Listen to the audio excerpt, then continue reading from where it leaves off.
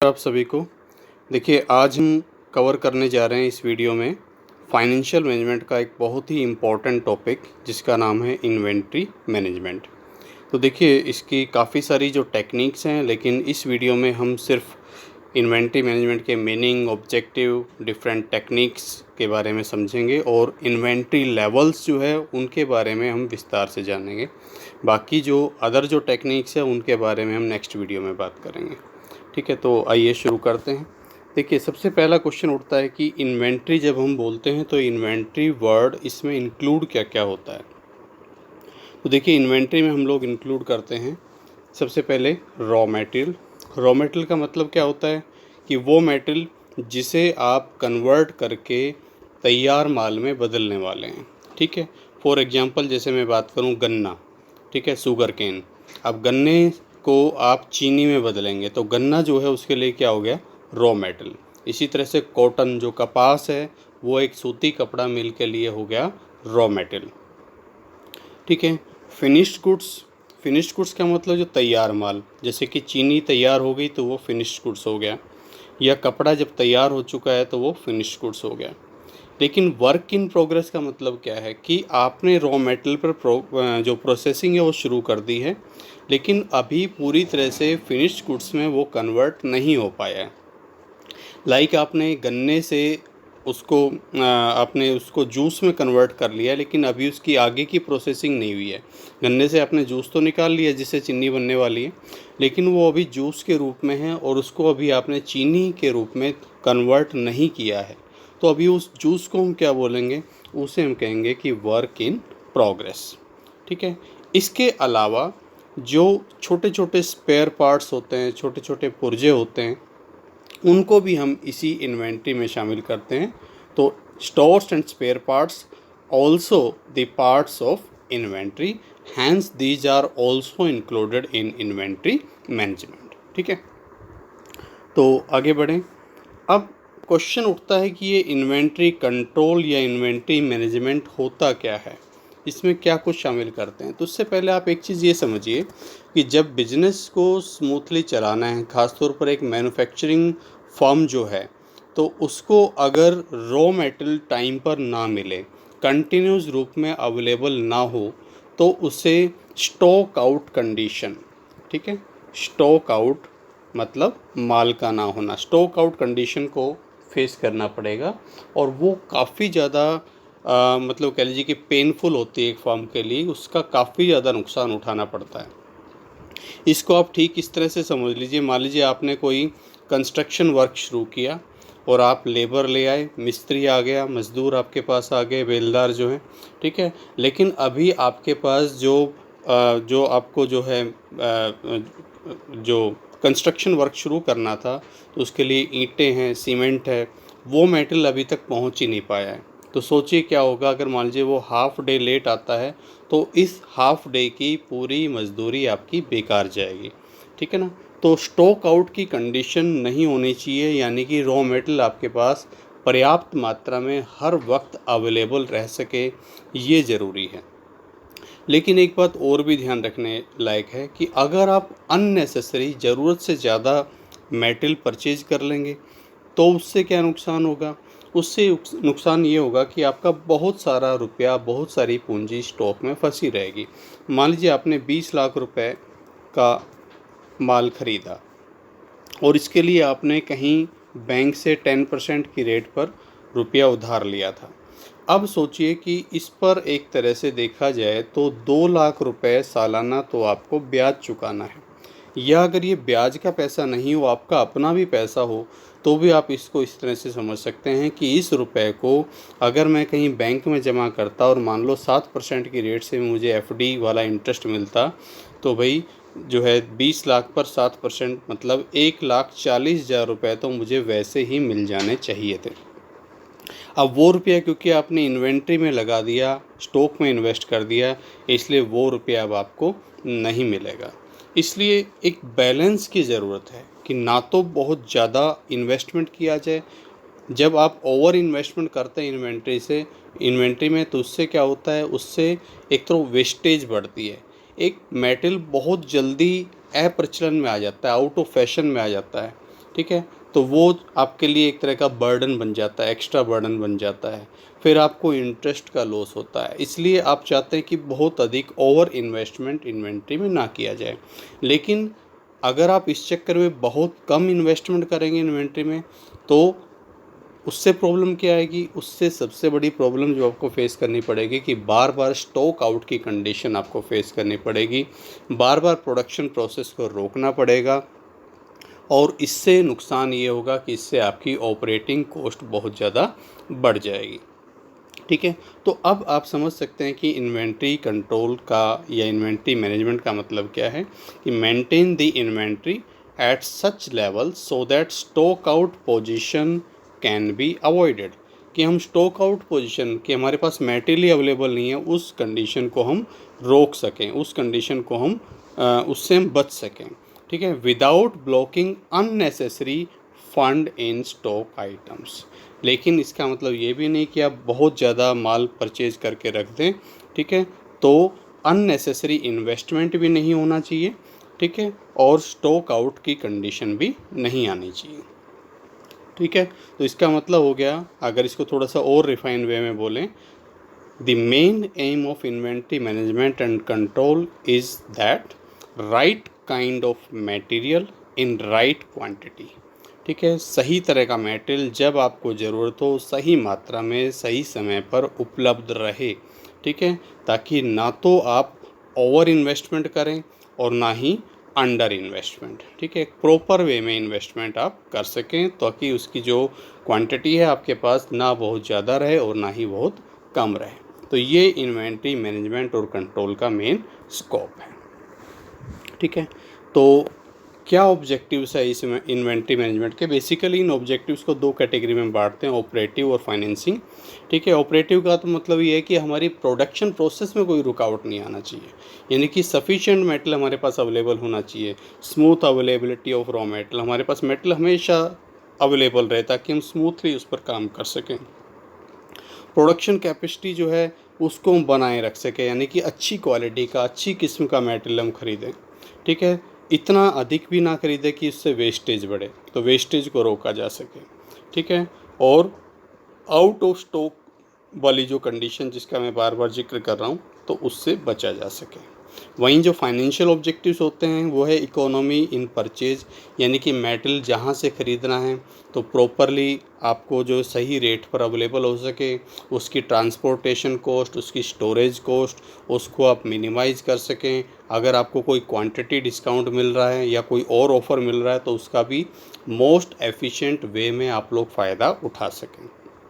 ठीक है, और ऑप्टिमम इन्वेस्टमेंट के बारे में हम लोग बात कर ही चुके हैं, यानी कि ना तो ओवर इन्वेस्टमेंट किया जाए इन्वेंट्री में जिससे कि जो है आपकी कॉस्ट बढ़े, और ना ही अंडर इन्वेस्टमेंट होना चाहिए, ज़रूरत से कम भी इन्वेंट्री आपके पास नहीं होनी चाहिए और ज़रूरत से ज़्यादा इन्वेंट्री भी नहीं होनी चाहिए। ठीक है, तो अब जो मैंने जैसे कि शुरुआत में आपको बताया कि इन्वेंट्री मैनेजमेंट के लिए बहुत सारी टेक्निक्स हम यूज़ करते हैं। ये पहला जो है कि इन्वेंट्री के डिफरेंट डिफरेंट लेवल्स जो डिटरमाइन किए जाते हैं, मैक्सिमम मिनिमम लेवल वगैरह, ये सारा हम इस वीडियो में कवर करने वाले हैं। नेक्स्ट वीडियोस में हम देखेंगे कि economic order quantity, ABC analysis, VED analysis, FNSD से बनता है fast moving, normal moving, slow moving और डोरमेंट मटेरियल। ठीक है, तो ये on the basis of inventory turnover ratio के बेस पर निकाला जाता है। इसी तरह से कुछ मॉडर्न टेक्निक्स भी है जैसे कि जस्ट इन टाइम इन्वेंट्री, यानी कि आपको मटेरियल को स्टोरेज में रखने की ज़रूरत ही ना पड़े, जब आपको ज़रूरत हो उसी समय मटेरियल आपके पास अवेलेबल हो सके, यानी कि आप उसका ऑर्डर ही इस तरह से दें कि जब आपको ज़रूरत होगी उसी समय मटेरियल आपके पास अवेलेबल हो जाए। इसको भी हम आगे पढ़ेंगे। इसी तरह से इन्वेंट्री कंट्रोल के कुछ सिस्टम होते हैं जिसमें पीरियोडिक और परपेचुअल इन्वेंट्री सिस्टम होता है। पीरियोडिक मतलब कि जैसे आप एक साल में एक निश्चित टाइम के बाद, लाइक 6 महीने के बाद या एक साल के बाद ही जाकर आप देखेंगे कि कितना मेटेरियल यूज हुआ और कितना मेटेरियल आपके पास बच रहा है। वहीं जो परपेचुअल इन्वेंट्री सिस्टम होता है कि हर एक बार जब भी मेटेरियल आया या जब भी मेटेरियल इशू हुआ तो तुरंत आपके जो अकाउंट्स है वो अपडेट होते रहें, आपको इन्फॉर्मेशन मिलती रहे कि अभी कौन सा मेटल आपके पास कितनी मात्रा में अवेलेबल है, मतलब कंटिन्यूस स्टॉक टेकिंग उसकी अपने आप होती रहे। इसी तरह से एक होता है इन्वेंट्री एजिंग शेड्यूल, यानी कि इसमें हम अलग अलग एक तरह से एक टेबल बनाते हैं कि टोटल हमारे पास जो इन्वेंट्री अवेलेबल है, मान लीजिए 20 लाख का इन्वेंट्री अवेलेबल है, तो इसमें से कितने रुपए का मेटल ऐसा है जो भाई 2 साल से अधिक पुराना है, कितना ऐसा है जो 1 साल से अधिक पुराना है, कितना ऐसा है जो 6 महीने से अधिक पुराना है, कितना ऐसा है जो भी 1 महीना पहले ही ख़रीदा था। तो इस तरह से अलग अलग उनको कि उन जो वो मेटल हमारे पास कितने टाइम तक रुका हुआ है और कितनी वैल्यू का मेटल हमारे पास कितने टाइम तक रहता है लगभग, उसका हमें अंदाज़ा हो जाए। ठीक है। और इसी तरह से एक होता है इन्वेंट्री कंट्रोल रेशोज़, इसमें इनपुट आउटपुट रेशो देखा जाता है, यानी कि जैसे हम कहें कि भाई 1 यूनिट आउटपुट की हमें तैयार करने के लिए 10 किलो मेटल चाहिए। ठीक है। तो एक्चुअल में कितनी रिक्वायरमेंट्स होनी चाहिए और एक्चुअल में कितनी रिक्वायरमेंट्स हमने की। ठीक है। तो ताकि हम ये समझ सकें कि जो इनपुट आउटपुट रेशो जो स्टैंडर्ड फॉर्म हमने बनाई थी उसी रूप में मेंटेन हो पा रहा है या नहीं हो पा रहा। तो डिटेल में तो इनके बारे में हम बाद में चर्चा करेंगे, अभी बहुत सरसरी तौर पर मैंने आपको बता दिया। ABC जो टेक्निक्स है वो ऑलवेज बेटर कंट्रोल टेक्निक होती है, यानी कि हम ज़्यादा वैल्यू वाले माल पर ज़्यादा फोकस करते हैं, कम वैल्यू वाले माल पर कम फोकस करते हैं। ठीक है। वैड एनालिसिस होता है, वो स्पेयर पार्ट्स के लिए यूज़ की जाने वाली टेक्निक है, यानी कि ऐसे स्पेयर पार्ट्स जिनके बिना बिल्कुल काम ही नहीं चल सकता। ठीक है। उन्हें हम वाइटल बोलते हैं। लाइक इन दिनों जैसे लॉकडाउन पीरियड में इंटरनेट और स्मार्टफोन, किसके बिना तो टीचिंग वर्क काम ही नहीं कर सकता, तो वो हो गया एक तरह से वाइटल। ठीक है। एसेंशियल मतलब जिसके बिना काम चल जाए लेकिन स्मूथली ना चले, और डिजायरेबल मतलब अगर वो हो तो ज़्यादा अच्छी बात है। ठीक है। लाइक जैसे आमने सामने बैठकर अगर हम लोग पढ़ रहे हो तो उसकी बात ही अलग है। ठीक है। बाकी काम चलाऊ, हमारा काम अभी भी चल सकता है। ठीक है। तो ये जो है डिफरेंट टेक्निक्स है जैसा कि मैंने आपको बताया। ठीक है। तो इनको हम नेक्स्ट वीडियो में करने वाले हैं। अभी फ़िलहाल हमारा फोकस रहेगा इन्वेंट्री लेवल्स पर, कि अलग अलग तरह के जो इन्वेंट्री लेवल्स है वो किस तरह से डिटरमाइन किए जाते हैं। तो इसमें हम कवर करने वाले हैं पहला रीऑर्डर लेवल, जिसका नाम ऑर्डरिंग लेवल भी है या ऑर्डर पॉइंट भी है। अभी रीऑर्डर लेवल क्या होता है? इसका मतलब है कि भाई कितना मेटल आपके पास अवेलेबल हो या बचे जब आप नया ऑर्डर प्लेस कर दें। इसको आप इस तरह से समझ सकते हैं, जैसे आप अपने घरों में देखते होंगे, घर में मान लीजिए जैसे आटा है, चीनी है, दाल है, तो ऐसा तो नहीं है कि जब चीनी बिल्कुल ख़त्म हो जाती होगी तभी जो है आपकी मदर या जो भी जो उस हाउस को मैनेज करने वाले हैं वो उसी टाइम ये बोलते हों कि भाई अब मेटल बिल्कुल ख़त्म हो चुका है, अब आप जाकर ले आइए, आटा बिल्कुल ख़त्म हो गया, जाकर ले आइए। अक्सर ऐसा नहीं होता। अक्सर हम ये कहा जाता है कि ये चीज़ लगभग ख़त्म होने वाली है, इसलिए आप जाकर और ले आइए। ठीक है। आटा लगभग 1 या 2 दिन का बचा हुआ है, अब आप जाकर और ले आइए या गेहूँ पिसवा लीजिए। इसी तरह से चीनी लगभग 2-3 दिन चलने लायक बच रही है, आप जाकर और चीनी मार्केट से परचेज़ कर लाइए। ठीक है। तो आप क्या कर रहे हैं एक्चुअल में, आप ये रीऑर्डर लेवल को देख रहे हैं कि कब कितना मेटल आपके पास बच जाए कि जब आप नए ऑर्डर के लिए चले जाएं, वो लेवल कहलाता है रीऑर्डर लेवल। इसके बारे में विस्तार से समझेंगे। इसी तरह से मैक्सिमम स्टॉक लेवल का मतलब अधिकतम कितना मेटल आपके पास अवेलेबल हो सकता है। मिनिमम कम से कम कितना मेटल आपके पास होना चाहिए या जो रहेगा। इसी तरह से एवरेज स्टॉक लेवल आप समझ ही रहे हैं कि एवरेज लेवल पर कितना स्टॉक। और एक होता है डेंजर लेवल। डेंजर लेवल का मतलब कि हमारे पास माल बहुत कम रह गया है, बहुत सोच समझ कर अब उसको यूज़ करने की ज़रूरत है। ठीक है। और तब आप क्या करते हैं कि केवल बहुत जो नेसेसरी ऑर्डर्स हैं उन्हीं को आप पूरा करने की कोशिश करते हैं, सब जगह उसका इस्तेमाल नहीं करते हैं। ठीक है। ठीक वैसे ही समझ लीजिए, मान लीजिए किसी दिन दूध वाला नहीं आया, ठीक है, और आपके पास दूध है वो बहुत थोड़ा अवेलेबल है और मान लीजिए मार्केट में भी नहीं मिल पा रहा है, तो आप उसका यूज़ कहाँ करेंगे? सिर्फ वहाँ करेंगे जहाँ बहुत ज़्यादा ज़रूरी है। ठीक है। अननेसेसरी जैसे दही बनाना है या मान लीजिए उससे मिठाई बनाने के लिए आप शायद उसका इस्तेमाल ना करें। ठीक है। क्योंकि अगर आप ऐसा करेंगे तो जल्दी ही स्टॉक आउट वाली कंडीशन में आप पहुँच जाएंगे। ठीक है ना। तो डेंजर लेवल का मतलब हो गया कि इतना कम मेटल हमारे पास अवेलेबल है कि कभी भी स्टॉक आउट की कंडीशन आ सकती है। इसलिए जब तक नया माल नहीं आ जाए तब तक इसी माल से हमें काम चलाना है। और इसका इस्तेमाल कहाँ करना है? उन ऑर्डर्स को पूरा करने के लिए करना है जो सबसे ज़्यादा ज़रूरी है, जो फर्स्ट प्रायोरिटी वाले ऑर्डर्स हैं, मटेरियल्स हैं, उनके लिए आपको इसका इस्तेमाल करना है। ठीक है, तो इनको अभी समझेंगे अभी हम वन बाय वन कि किस तरह से ये डिफरेंट लेवल्स फाइंड आउट करते हैं। इससे पहले कि हम इनके फॉर्मूलाज़ को समझें, देखिए कुछ एक टर्म्स जो यूज़ की जाती है जिन पर ये सारे लेवल्स बेस्ड होते हैं, उनको समझना बड़ा ज़रूरी है। ठीक है, क्योंकि फिर ये कंफ्यूज करती है। सबसे पहली चीज़ है कंजम्पशन या यूसेज। ठीक है, देखो जो भी ऑर्डर आपको देना है वो इन चीज़ों पर डिपेंड करता है, दो बातों पर। एक तो लीड टाइम, लीड टाइम का एक और भी नाम है डिलीवरी टाइम। लीड टाइम या डिलीवरी टाइम का मतलब कि नया माल आने में टाइम कितना लगेगा।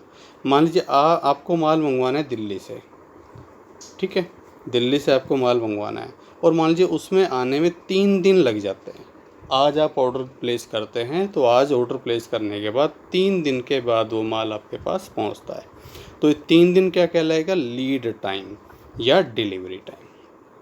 अच्छा, आप कंजम्पशन कितना करते हैं? अब ऐसा तो है नहीं कि आज आपने माल का ऑर्डर कर दिया तो 3 दिन तक आप बिल्कुल प्रोडक्शन प्रोसेस को रोक कर बैठ जाएंगे। नहीं, फिर तो इन्वेंट्री मैनेजमेंट का फ़ायदा ही क्या हुआ।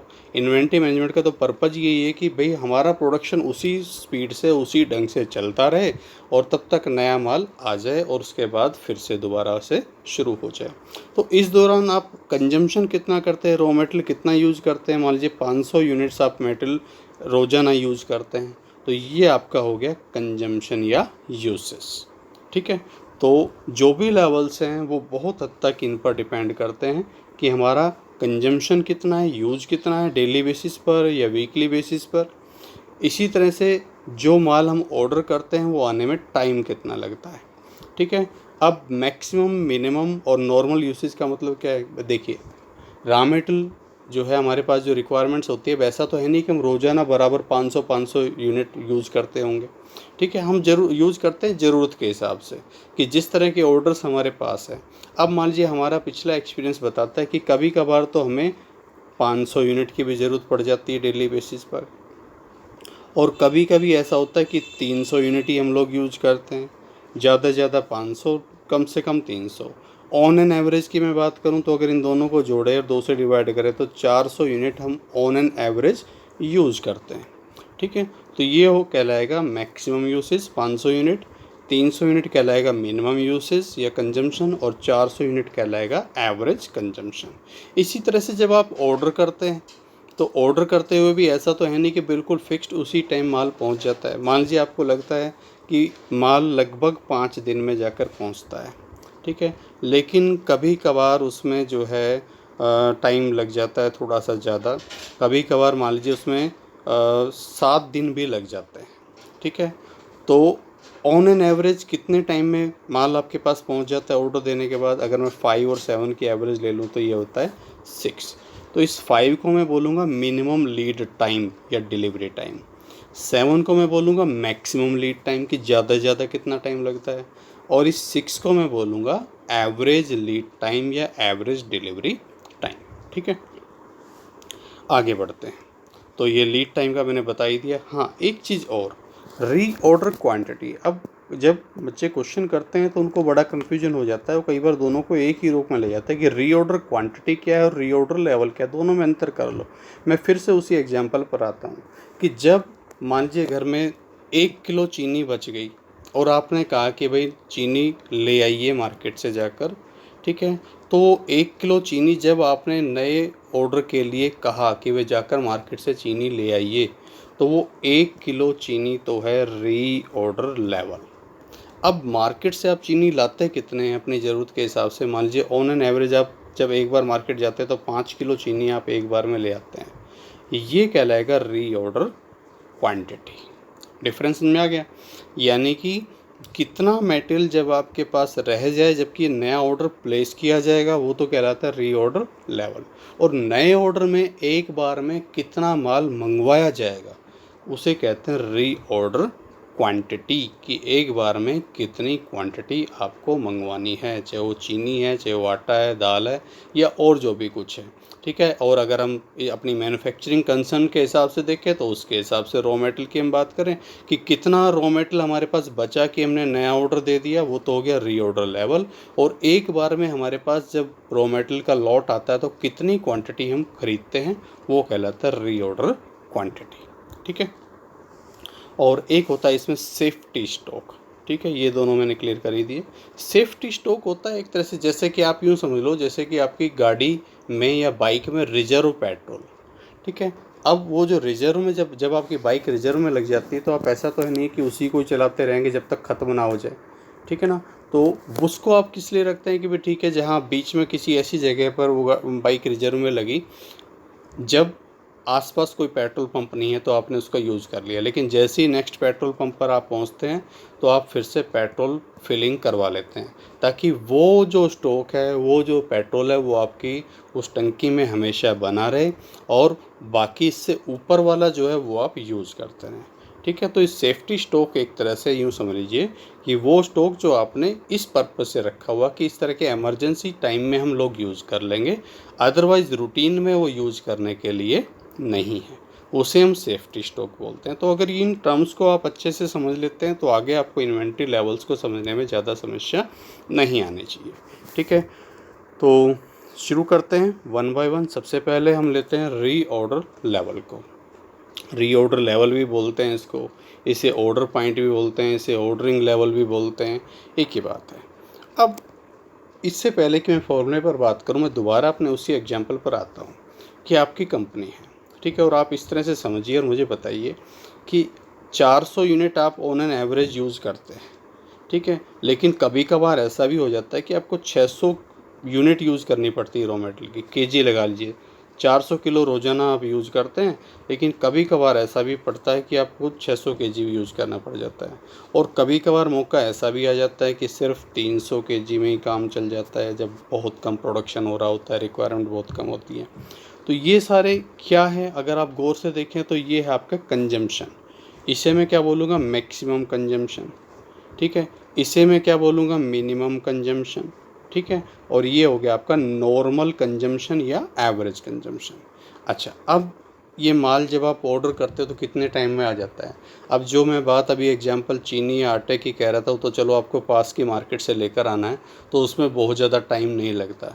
लेकिन अगर माल बाहर से आना है, आपको कोलकाता से मंगवाना है, दिल्ली से मंगवाना है, तो ऑब्वियसली उसे आने में टाइम लगेगा। तो लीड टाइम बहुत हद तक मैटर करेगा। अब मान लीजिए ऑन एन एवरेज 3 दिन में माल पहुंच जाता है, ठीक है, लेकिन कभी कभार ऐसा होता है कि 2 दिन में भी आ जाता है और कभी कभार लेट भी हो जाता है। ठीक वैसे जैसे आप कुरियर फैसिलिटी जब यूज़ करते हैं, कभी तो आपको पता चलता है नेक्स्ट डे ही पहुँच गई और कभी कभी टाइम ज़्यादा भी लग जाता है, ठीक है ना। तो ये 3 दिन है एवरेज लीड टाइम, ठीक है, 2 दिन है मिनिमम लीड टाइम और 5 दिन है मैक्सिमम लीड टाइम या डिलीवरी टाइम। अब मुझे एक बात बताइए कि आपको जो मटेरियल के लिए ऑर्डर कब देना चाहिए।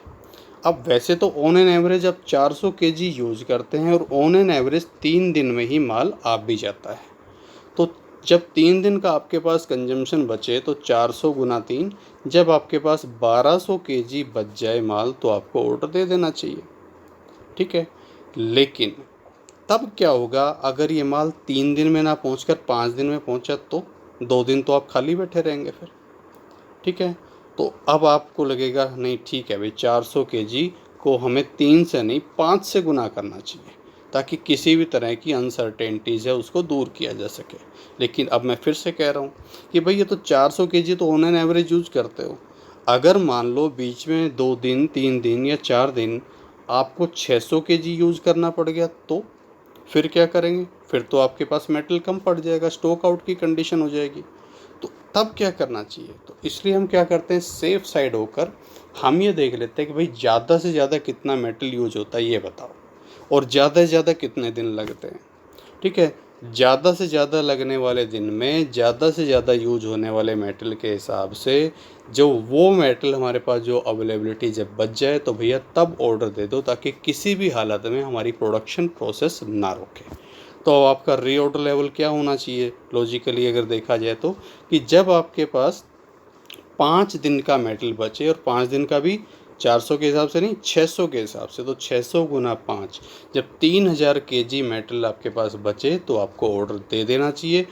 क्योंकि अब आप निश्चिंत है, अब चाहे माल 5 दिन में आ जाए तब भी कोई दिक्कत नहीं है, 3 दिन में आ दिक्कत नहीं, और 2 दिन में आ जाए तो कहने ही क्या। और इसी तरह से अगर 600 केजी यूज़ करनी पड़े तब भी कोई समस्या नहीं है, या 400 और 300 यूज़ करनी पड़े फिर तो कोई प्रॉब्लम आनी ही नहीं है। तो इसका मतलब रीऑर्डर लेवल क्या हो गया, देखिए फॉर्मूला आपने बनाया अभी, कि रीऑर्डर लेवल हो गया मैक्सिमम कंजम्पशन या यूसेज और multiplied by maximum lead time या डिलीवरी टाइम, ये रीऑर्डर लेवल होता है। ठीक है, लेकिन ये मोस्ट पॉपुलर फॉर्मूला वैसे यही वाला है, लेकिन कभी कभी दूसरा फॉर्मूला भी यूज होता है। मैं फिर से दोबारा अभी वही एग्जांपल लिख रहा हूँ। मैंने 600, 400 और 300 लिखा था, इधर से मैंने 5, 4 और 3 दिन लिखा था। अब मुझे एक बात बताइए कि एवरेज की बात लेने में समस्या क्या थी, कि जब आप 400 के हिसाब से और 4 दिन का मेटल ले रहे थे, शायद ये लिखा होगा, मुझे ध्यान नहीं मैंने क्या लिखा था, बट चलो 400 केजी एवरेज कंजम्पशन है, 4 दिन का एवरेज लीड टाइम है, तो 400 गुना 4, जब 1600 केजी मेटल आपके पास रह जाए तो आपको ऑर्डर दे देना चाहिए। लेकिन इसमें जोखिम क्या था, इसमें जोखिम ये था कि भाई अगर किसी दिन 600 की ज़रूरत पड़ गई तो कहाँ से लाऊंगा, या एक दिन मेटल आने में लेट हो गया, 4 के बजाय 5 दिन हो गए, तब मैं क्या करूँगा। तो अगर आपने आपकी ये जो कह लीजिए कि पॉलिसी है कि आप अपने पास सेफ्टी स्टॉक रखते हैं इस तरह की अनसर्टेनिटी में यूज करने के लिए, ठीक है। सेफ्टी स्टॉक जैसा मैंने अभी आपको बताया, जो रिजर्व फ्यूल होता है जैसे आपकी बाइक में, आपकी गाड़ी में, इसकी तरह से काम करता है। तो वो मेटल मान लीजिए आपने आपने 1000 केजी रॉ मेटल अलग रखा हुआ है, अपने पास हमेशा स्टॉक में रखते ही रखते हैं, ठीक है, और उसको केवल इसी तरह की सरकमस्टांसिस में आप यूज़ करते हैं। तो इसका मतलब अब आपको चिंता करने की ज़रूरत नहीं है, अब आपको मैक्सिमम पर जाने की ज़रूरत नहीं, क्योंकि हमेशा हम मैक्सिमम यूज़ नहीं करते, हमेशा 5 दिन भी नहीं लगते। ऑन एन एवरेज 400 केजी आप यूज़ करते हैं, ऑन एन एवरेज 4 दिन में माल आ ही जाता है, तो 1600 केजी में कोई समस्या नहीं है। हाँ, अगर फिर भी थोड़ी सी अगर कुछ अनसर्टेनिटी हो, 4 के बजाय 5 दिन लगे या 400 की जगह 600 यूज हो, तो 1000 यूनिट आपने पहले से ही अपने पास रखी हुई है, ठीक है। तो यानी कि जब आपके पास 1600 केजी ये बचे और 1000 केजी आपने हमेशा अपने पास रखा ही हुआ है, यानी कि जब 2600 केजी रॉ मेटेरियल आपके पास बचे तो आपको नया ऑर्डर दे देना चाहिए, ठीक है। तो यही मैंने यहाँ लिखा है, आप देखिए कि अगर सेफ्टी स्टॉक आपको दे रखा हो तो रीऑर्डर लेवल कैसे निकलेगा, कि फिर उस केस में आप देखिए नॉर्मल कंजम्पशन और उसको मल्टीप्लाई कीजिए नॉर्मल लीड टाइम से, और उसमें जोड़ दीजिए सेफ्टी स्टॉक, ठीक है। जैसे अभी हमने लिया था 400 और 4 दिन में आ जाएगा, और बाकी भूल चूक लेने देने के नाम का 1000 केजी हमने रखा ही हुआ है, कि अगर फिर भी कुछ अनसर्टेनिटी होती है तो ये 1000 केजी है हमारे पास, इसको हम यूज कर लेंगे, ठीक है। तो अगर सेफ्टी स्टॉक हो तो उस केस में फॉर्मूला हो जाता है normal consumption normal lead time, और इसमें सेफ्टी स्टॉक जोड़ दिया। और अगर सेफ्टी स्टॉक आप मेंटेन नहीं रखते हैं तो फिर रीऑर्डर लेवल निकलता है कि मैक्सिमम कंजम्पशन को मैक्सिमम लीड टाइम या डिलीवरी टाइम से गुना कर देते हैं, ठीक है। तो ये रीऑर्डर लेवल आई थिंक आपको क्लियर हो गया होगा। आगे बढ़ते हैं, अगला आता है minimum stock level. Minimum stock level nothing else, ये एक्चुअल में आपका सेफ्टी स्टॉक लेवल ही होता है, सेफ्टी स्टॉक। क्योंकि मिनिमम का मतलब क्या है कि कम से कम जो आपको रखना है, आप अपनी बाइक में मिनिमम पेट्रोल कितना रखते हैं, जितना रिजर्व में हो। रिजर्व में तो वाला तो कम से कम आप रखना ही चाहते हैं, क्योंकि जैसे ही जब रिजर्व में लगता है तो आप तुरंत जाकर रिफ़िल करवाते हैं पेट्रोल पंप पे, ठीक है ना। तो मिनिमम स्टॉक लेवल क्या हो गया कि री ऑर्डर लेवल, ठीक है। जो आपने ऑर्डर किया, आपने अभी कब ऑर्डर किया, अभी आप देखो, अभी आपने कब ऑर्डर किया था, 2600 यूनिट जब आपके पास रह गई थी तो आपने ऑर्डर किया था, ठीक है। अब ऑन एन एवरेज आपके पास माल 4 दिन में पहुंचेगा, और 400 के हिसाब से आप यूज़ करेंगे तो 1000 आपके पास क्या बच जाएगा, सेफ्टी स्टॉक या मिनिमम स्टॉक लेवल। और देखा जाए तो हमने इसको वहीं से ड्राइव किया है, लिख के दिखाएं कि रीऑर्डर लेवल आपने कैसे लिया था। रीऑर्डर लेवल आपने लिया था कि average consumption multiplied by average lead time plus safety stock minimum stock एक ही बात है। अब ज़रा गौर से देखो, अगर इस सेफ्टी स्टॉक मुझे निकालना हो तो ये average consumption average lead time ये इधर आकर माइनस हो जाएगा। तो फॉर्मूला क्या बनेगा, reorder level minus average consumption multiplied by average lead time. ठीक है, तो सेफ्टी स्टॉक या मिनिमम स्टॉक लेवल हम इस तरह से निकालते हैं, कैसे कि reorder level minus average consumption गुना एवरेज लीड टाइम। ठीक है, अगला स्टॉक लेवल जिसे हम बोलते हैं मैक्सिमम स्टॉक लेवल। अब मैक्सिमम स्टॉक लेवल क्या होता है भाई, मैक्सिमम माल आपके पास कितना अवेलेबल हो सकता है, ये सोचने वाली बात है। अब देखो इस तरह से समझो भाई, मान लीजिए जब मेरे पास 2600 यूनिट जब बची थी तो मैंने ऑर्डर दे दिया था। अच्छा, ऑर्डर कितने का दिया था, ऑर्डर मैंने दिया था मान लो 5000 यूनिट का ऑर्डर दे दिया था। ठीक है, अब ये आज 2600 बची तो मैंने ऑर्डर दिया, ये 5000 यूनिट्स के लिए ऑर्डर दिया। अभी 5000 यूनिट्स कितने दिन में पहुंचेगी। ठीक है, अब ये 5000 यूनिट मेरे पास 4 दिन में भी आ सकती है, 3 दिन में भी आ सकती है और 2 दिन में भी आ सकती है।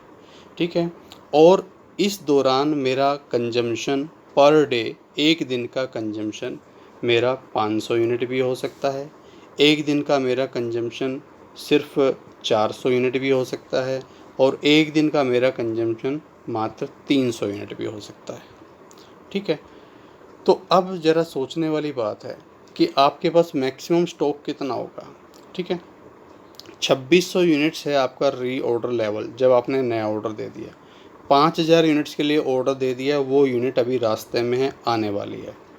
अब इन यूनिट्स के पहुंचने से पहले मान लीजिए इस दौरान बिल्कुल एक भी यूनिट यूज़ ना हो तो आपके पास कितना स्टॉक हो जाएगा, 2600 तो ये और 5000 ये, 7600 यूनिट हो गया। लेकिन एक्चुअल में जब आपने ऑर्डर दिया है तो इस दौरान जब तक ये माल पहुंचेगा तब तक भी तो आप कुछ ना कुछ उसमें से यूज कर रहे होंगे, तो वो माल इसमें से कम हो जाएगा। और वो कितना कम हो सकता है, वो ऐसा हो सकता है कि भाई 4 दिन में आए और 500 यूनिट यूज़ कर लें इस दौरान आप, यानी कि 2000 यूनिट यूज़ कर चुके हों।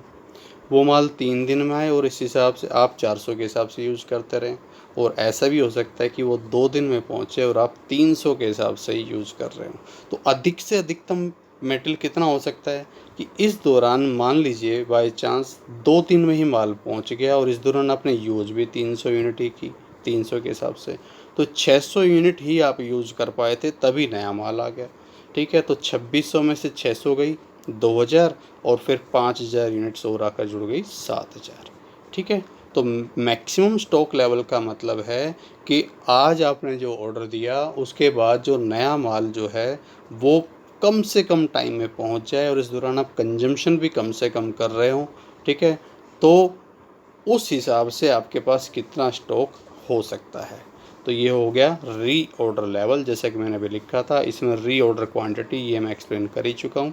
और इसमें से अगर इस दौरान आपने मिनिमम कंजम्पशन किया है और बहुत कम टाइम में मेटल आ चुका है तो ये अधिकतम से अधिकतम ज़्यादा से ज़्यादा मेटल इतना हो सकता है आपके पास। बाकी तो और जो है डिपेंड करता है कि भाई मान लीजिए इस दौरान आपने 400 यूनिट यूज़ की हो तो कुछ अलग आएगा, 500 यूज़ की हो तो कुछ अलग आएगा, लेकिन अधिकतम इतना हो सकता है। इसी को मैंने यहाँ शॉर्ट वर्जन में लिखा है, reorder level plus reorder quantity, ठीक है, माइनस मिनिमम कंजम्पशन गुना मिनिमम लीड टाइम। कई बार क्वेश्चन में क्या होता है कि रीऑर्डर क्वांटिटी की जगह इकोनॉमिक ऑर्डर क्वांटिटी दे रखा होता है, तो वहाँ आप ROQ की जगह EOQ यूज कर लें। इकोनॉमिक ऑर्डर क्वांटिटी भी एक्चुअल में एक रीऑर्डर क्वांटिटी ही है। आप यूँ समझ लो कि आपने भाई 5000 यूनिट्स के लिए ऑर्डर दिया तो ये है रीऑर्डर क्वांटिटी। तो कोई भी यूनिट्स कोई भी क्वांटिटी जिसके लिए आपने ऑर्डर किया है नई यूनिट्स के लिए, वो सभी रीऑर्डर क्वांटिटी हो सकती है। लेकिन उन्हीं रीऑर्डर क्वांटिटी में मैं थोड़ा सा सोच समझ कर ये निकालूं कि भाई उतनी क्वांटिटी का मैं ऑर्डर दूं जिससे कि सबसे कम मेरी कॉस्ट आए, तो इकोनॉमिक वे में जब इस रीऑर्डर क्वांटिटी को फॉलो किया जाएगा तो वो बन जाती है इकोनॉमिक ऑर्डर क्वांटिटी। ठीक है, इसको डिटेल में हम नेक्स्ट वीडियो में कवर करेंगे। अभी आप इतना समझ लीजिए कि इकोनॉमिक ऑर्डर क्वांटिटी एक रीऑर्डर क्वांटिटी ही होती है, लेकिन सारी reorder quantity economic order quantity नहीं होती, क्योंकि आप मन चाहे ढंग से कोई भी यूनिट्स का ऑर्डर दे देंगे तो वो आपके लिए इकोनॉमिकल भी होगी, ये पॉसिबल नहीं है। ठीक है, तो आगे बढ़ा जाए। आगे आता है इसमें average stock level. Average stock level एक तो सिंपली हो गया कि मैक्सिमम मिनिमम लेवल की एवरेज कर दीजिए, ठीक है, लेकिन फिर भी जो ज़्यादा पॉपुलर फॉर्मूला है जो होना चाहिए वो ये, ठीक ऐसे ही जैसे कि मान लीजिए आपकी बाइक में जब 2 लीटर पेट्रोल रह जाता है तो बाइक रिजर्व में रख जाती है, तो ये मिनिमम स्टॉक तो आपके पास रहता ही रहता है। ठीक है, फिर उसके बाद आप क्या करते हैं, आप एक बार में 200 रुपये का पेट्रोल डलवाते हैं, या मान लीजिए आप एक बार में 5 लीटर पेट्रोल डलवाते हैं। ठीक है, और ये 5 litre petrol on an average 7 दिन चलता है। ठीक है, तो आप आज 5 लीटर डलवाएंगे, 7वें दिन ये हो जाएगा, ये वाला 0 हो जाएगा। ठीक है, डिवाइड बाय 2। तो ऑन एन एवरेज आपकी बाइक में कितना पेट्रोल है, 5 लीटर आज डलवाया, 7वें दिन जाकर हो जाएगा 0, ये वाला, मतलब इसको रिजर्व वाले को अगर मैं ना छेड़ूँ तो ये 5 लीटर प्लस 0 डिवाइड बाई 2, तो इसकी एवरेज कितनी बनी 2.5। और ये 2 लीटर आपकी बाइक में हमेशा रहता ही है, तो 4.5 लीटर पेट्रोल आपकी बाइक में हमेशा मौजूद रहता है। ठीक है, तो जो आपका एवरेज स्टॉक लेवल है वो हम कैसे निकालते हैं कि मिनिमम स्टॉक जो है वो तो रहेगा ही रहेगा, प्लस जितना आपने ख़रीदा है उसकी आप एवरेज कर लीजिए। उसकी एवरेज कैसे करेंगे, जितना आपने ख़रीदा, एक बार में आपने 5000 यूनिट खरीदी, ठीक है, और वो 1 महीने के लिए ख़रीदी, तो ओबियसली जब 1 महीने का कंजम्पशन है तो 1 महीने के अंत में जाकर कितनी हो जाएगी 0। आज 5000, 1 महीने बाद 0, इनकी एवरेज 2 से डिवाइड कर दो, 2500 यूनिट। ठीक है, और प्लस सेफ्टी स्टॉक के रूप में आपने कितनी रखी हुई है, 1000 आपके पास हमेशा रहती ही है, तो 3500 यूनिट्स होगी आपकी minimum stock level, sorry average stock level. ठीक है, इसी तरह से डेंजर लेवल की मैं बात वैसे कर ही चुका हूँ कि बहुत जब आप नज़दीक पहुँच जाएं स्टॉक आउट वाली पोजीशन के, कि बहुत नज़दीक है, आप कभी भी स्टॉक आउट की पोजीशन पर आप पहुँच सकते हैं, इसे डेंजर लेवल बोलते हैं। और ये डेंजर लेवल किस तरह से फाइंड आउट किया जाता है कि मान लीजिए मैं कहूँ कि भाई बहुत इमरजेंसी है और कम से कम भी अगर मैं टाइम लगाऊँ तो भाई 3 दिन तो मुझे लगेंगे ही लगेंगे। तो जब 3 दिन का भी आपके पास एवरेज कंजम्पशन ना बच रहा हो तो उसे आप बोलेंगे कि आप डेंजर जोन में आ गए, कि भाई ऑन एन एवरेज मुझे 500 यूनिट की ज़रूरत पड़ती है। ठीक है, और 3 दिन तो कम से कम लगते ही लगते हैं, बहुत इमरजेंसी सिचुएशन में भी मैं माल मंगवाऊँ तो, यानी कि जब आपके पास 1500 यूनिट का माल बच जाए तो भैया अब संभल कर चलने की ज़रूरत है। अब इस मेटल का यूज केवल आप उसी जगह करो जहां बहुत ज़्यादा ज़रूरी हो। अब आप प्रायोरिटीज़ डिसाइड कर दीजिए, उन प्रायोरिटीज़ के हिसाब से मेटल को यूज़ करिए। ठीक है ना, तो ये होता है डेंजर लेवल। ठीक है, तो इसका फॉर्मूला हमने लिखा कि नॉर्मल कंजम्पशन यानी कि एवरेज कंजम्पशन, ठीक है, और मिनिमम लीड टाइम या lead time for emergency purchase, ये मैंने यहाँ नहीं लिख पाया मैं, lead time for emergency purchase या मिनिमम लीड टाइम। अगर एमरजेंसी परचेज के लिए टाइम नहीं दे रखा तो फिर वो मिनिमम वाला ही होता है कि कम से कम जो टाइम लगेगा उसी को हम मान लेते हैं। अब देखिए, इसको समझने के लिए मैंने 2 एग्जाम्पल रखे हैं। पहला वाला बिल्कुल सिंपल सा कंसेप्ट है, ठीक है, दूसरे वाले में मैंने कुछ पॉइंट्स टेक्निकली इसमें ऐड किए हैं। आप अगर इन दोनों को भी साथ में समझते हैं तो आई थिंक आपको कोई समस्या नहीं आने वाली है इन्वेंट्री लेवल्स को लेकर। ठीक है, तो आइए उनको शुरू करते हैं 1 बाय 1। देखिए, सबसे पहला है, ये जो क्वेश्चन मैंने लिया है कि 2 कंपोनेंट्स है एक्स और वाई, इनमें दोनों का ही नॉर्मल यूसेज एवरेज कंजम्पशन जो भी आप बोले 50 यूनिट्स है, मिनिमम 25 यूनिट्स है। ठीक है, मैक्सिमम यूसेज जो है 75 यूनिट्स पर वीक। ठीक है, दोनों का 75। अच्छा, रीऑर्डर क्वांटिटी ये एक्स और वाई इधर शिफ्ट हो गए, ये एक्स है भैया, ये और ये है वाई। ठीक है, तो रीऑर्डर क्वांटिटी हमें दे रखी है, एक्स की जब एक बार में हम ऑर्डर देते हैं तो 400 यूनिट मंगवाते हैं, वाई की जब एक बार में हम ऑर्डर करते हैं तो 600 यूनिट मंगवाते हैं। रीऑर्डर पीरियड, एक्स का माल पहुंच जाता है 4 से 6 वीक में और वाई का हमारे पास पहुंचता है 2 से 4 वीक में। और ये हम यहाँ सेफ्टी स्टॉक इनका मेंटेन कर रहे हैं। यानी कि ध्यान रखें, अब जो रीऑर्डर लेवल वाला फॉर्मूला लगेगा वो सेकंड वाला लगेगा, जहाँ सेफ्टी स्टॉक भी हम मेंटेन करते हैं। तो एक्स का मिनिमम स्टॉक 200 यूनिट हम रखते हैं, आप देखेंगे मिनिमम स्टॉक भी इसका 200 ही आएगा। और वाई का मिनिमम या सेफ्टी स्टॉक हम रखते हैं 150 यूनिट्स।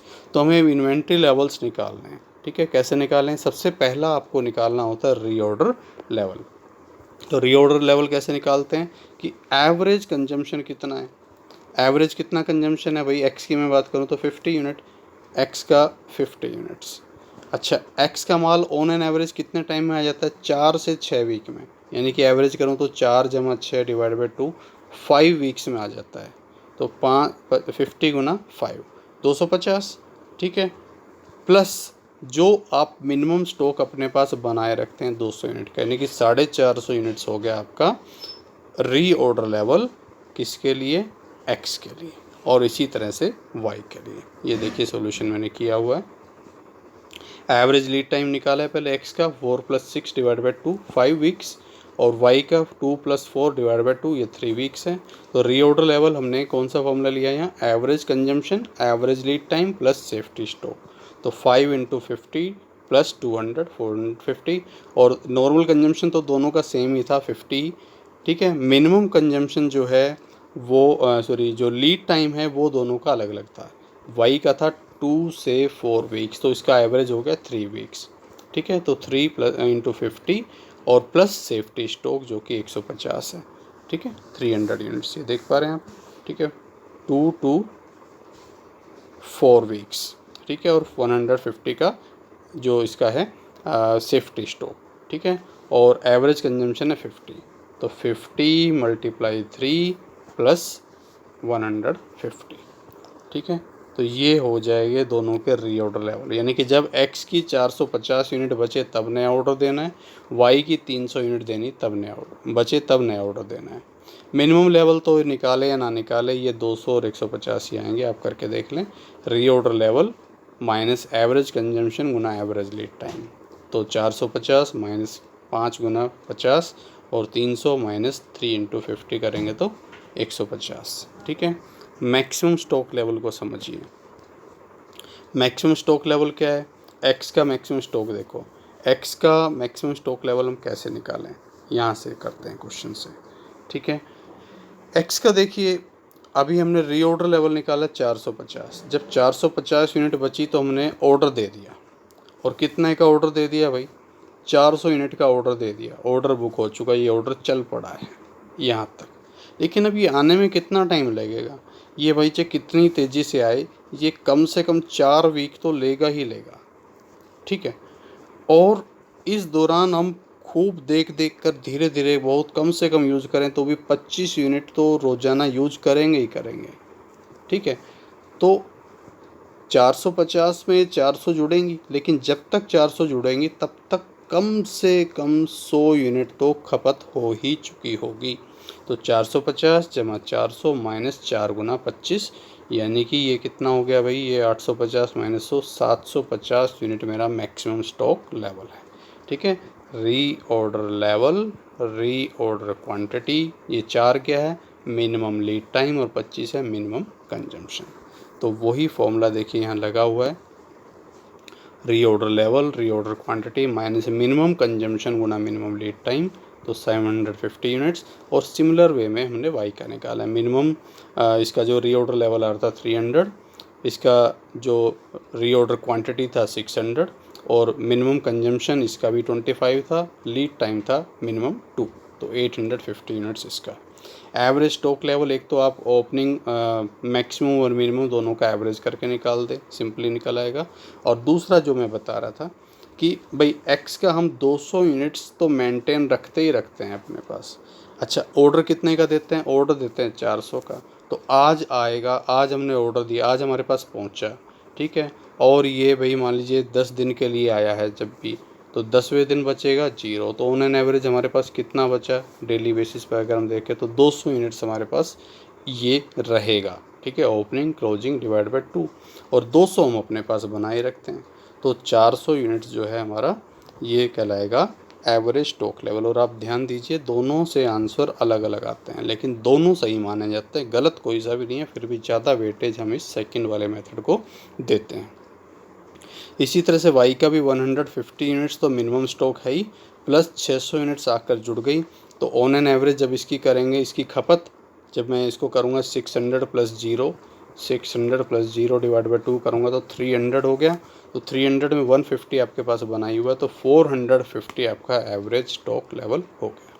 ठीक है, तो इस तरह से डिफरेंट लेवल्स हमने निकाले। अब ये जो अगला क्वेश्चन है, ये देखिए थोड़ा सा मैंने इसको टेक्निकली बनाया है।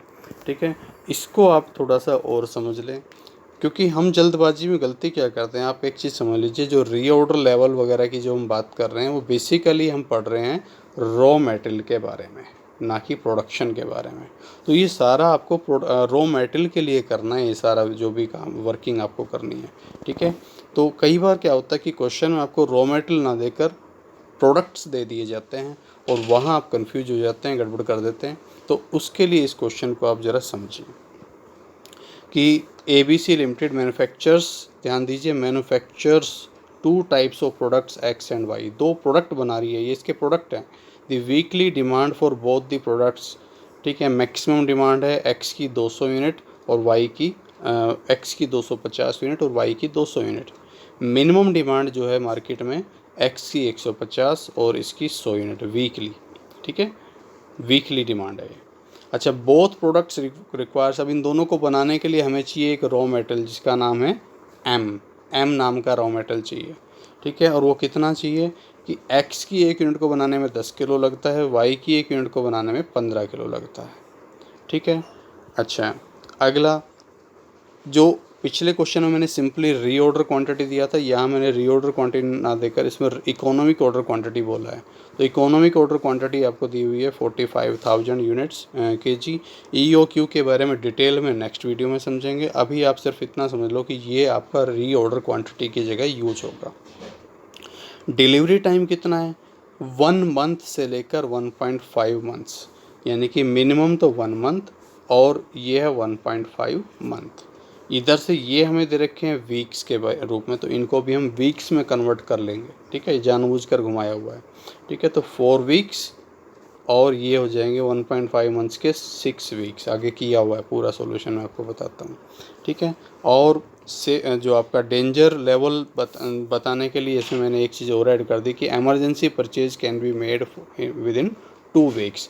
2 वीक्स में आप एमरजेंसी परचेज भी कर सकते हैं। ठीक वैसे ही जैसे जब आप कुरियर भेजते हैं तो कई बार आप कुरियर की जो प्रीमियम फैसिलिटी यूज़ करते हैं जिसमें नेक्स्ट डे पहुंच ही जाता है ना, या फिर ऑन एन एवरेज जो रूटीन के जो कुरियर्स हैं वो आपके दूसरे दिन तीसरे दिन पहुंचते हैं। ठीक है, पहुंच भी जाए नहीं भी पहुंचे।